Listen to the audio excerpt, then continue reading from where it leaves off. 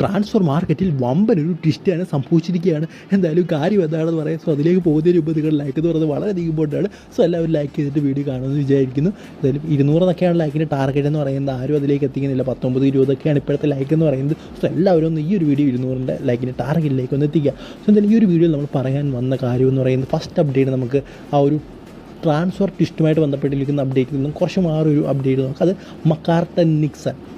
McCarton Nixon നിങ്ങൾക്ക് എല്ലാവർക്കും അറിയാം, നോർത്ത് ഈസ്റ്റ് യുണൈറ്റഡിൻ്റെ താരമാണ്, അറ്റാക്കിംഗ് മിഡ്ഫീൽഡറാണ്. സോ അദ്ദേഹത്തിൻ്റെ കോൺട്രാക്റ്റ് നോർത്ത് ഈസ്റ്റ് എക്സ്റ്റെൻഡ് ചെയ്തിരിക്കുകയാണ് 2028 വരെ. സോ ഒരു വമ്പൻ കോൺട്രാക്റ്റ് എക്സ്റ്റൻഷൻ എന്ന് തന്നെ പറയണം. എനിക്കെന്താണെന്നറിയില്ല, നോർത്ത് ഈസ്റ്റ് പോലൊരു ക്ലബ്ബിൽ നിന്ന് മറ്റൊരു ക്ലബ്ബുകളൊന്നും ഇതുപോലുള്ള താരങ്ങളെ സ്വന്തമാക്കാൻ ശ്രമിക്കാതെയാണ്. കാരണം മക്കാർട്ടൻ നല്ലൊരു പ്ലെയറാണ്, നല്ലൊരു ക്വാളിറ്റി പ്ലെയറാണ്. സോ കുറച്ചധികം പൈസ കൊടുത്താൽ കിട്ടാവുന്ന ഒരു താരമേ ഉള്ളൂ. ഇതിനെക്കുറിച്ച് നിങ്ങളുടെ അഭിപ്രായം കമൻറ്റ് ബോക്സിൽ പറയാൻ ശ്രമിക്കുക.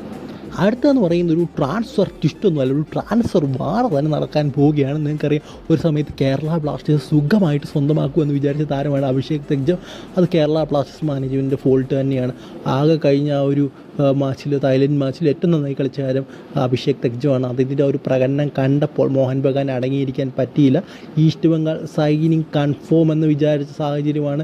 എന്തായാലും ട്രാൻസ്ഫർ ഫീ ഒക്കെ വെച്ചുകൊണ്ട് പഞ്ചാബ് സെല്ല് ചെയ്യാൻ പോയ ടൈമിലാണ്, ഈസ്റ്റ് ബംഗാളിന് വേണ്ടി സെല്ല് ചെയ്യാൻ പോയ ടൈമിലാണ് മോഹൻ ബഗാൻ മാനേജ്മെൻറ്റ് അതിലേക്ക് ഇടപെടുന്നതും അഭിഷേക് തെഗ്ജത്തെ ഞങ്ങൾക്ക് വേണം, അതിനുവേണ്ടി ഒരു വലിയ ബിഡ് വെച്ചിരിക്കുകയാണ് മോഹൻ ബഗാൻ സൂപ്പർ ജയൻസ് എന്ന് തന്നെ പറയണം. സോ എന്തായാലും ഇപ്പോൾ ഒരു ട്രാൻസ്ഫർ വാറാണ് നടക്കാൻ പോകുന്നത്. ജീക്സൺ സിംഗിൻ്റെ കാര്യത്തിൽ നടന്ന പോലെ തന്നെ, അല്ലെങ്കിൽ അപ്പുയയുടെ കാര്യത്തിൽ നടന്ന പോലെ തന്നെ അഭിഷേക് സിംഗ് തെഗ്ജത്തിൻ്റെ കാര്യത്തിൽ ഒരു വാറാണ്.